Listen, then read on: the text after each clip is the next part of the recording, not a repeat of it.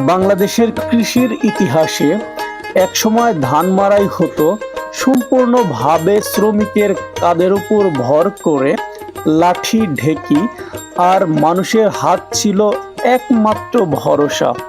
কিন্তু প্রযুক্তির অগ্রগতির সাথে সাথে কৃষিকাজে আসে নতুন দিগান্ত।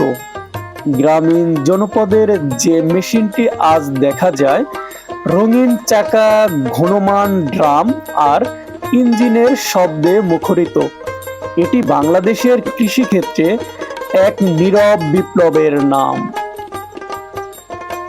এই ধান মাড়াই মেশিন বাংলাদেশের বাজারে প্রথম আনেন দেশের কিছু স্বপ্নবাজ যন্ত্র নির্মাতা ও ওয়ার্কশপ মালিকেরা।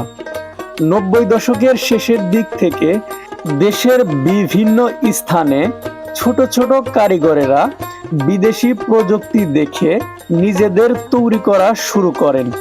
মেশিনের প্রাথমিক রূপ পরে রাজশাহী, বগুড়া, টাঙ্গাইল, কুমিল্লা ও ফেনী অঞ্চলের ওয়ার্কশপগুলোর এতে বড় বড় ভূমিকা রাখে। তাদের তৈরি মেশিন ধীরে ধীরে কৃষকদের আস্থায় পরিণত হয়।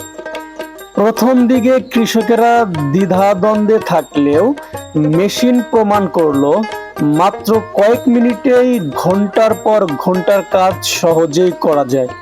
এতে কমে গেল শ্রম, সময় ও খরচ। কৃষকেরা বুঝতে পারলেন এটাই ভবিষ্যৎ। বর্তমানে ছবিতে দেখা এই মেশিনটির মতো রঙিন ও শক্তিশালী মডেলগুলো গ্রামীণ অর্থনীতিতে বড় বড় অবদান রাখছে। মাঠের ধান থেকে শুরু করে বাড়ির আঙিনা পর্যন্ত সবখানেই এখন প্রযুক্তির ছোঁয়া। আজকের এই উন্নত মেশিনটি কোনো একক ব্যক্তির অবদান নয়, বরং অসংখ্য কারিগর, উদ্যোক্তা ও পরিশ্রমী মানুষের সম্মিলিত প্রচেষ্টার ফসল। তাদের হাত ধরেই বাংলাদেশ ধান মাড়াই মেশিন যাত্রা শুরু হয়েছিল, যা আজ লাখো কৃষকের জীবনের গতি যোগাচ্ছে। প্রিয় দর্শক, কৃষকের মুখে হাসি একমাত্র এই মাড়াই মেশিন। কারণ সারাদিন 50 জন মানুষের যে কাজ করিবে, এই মেশিন মাত্র 1 ঘন্টার মধ্যেই সেই কাজগুলো করে দিবেন।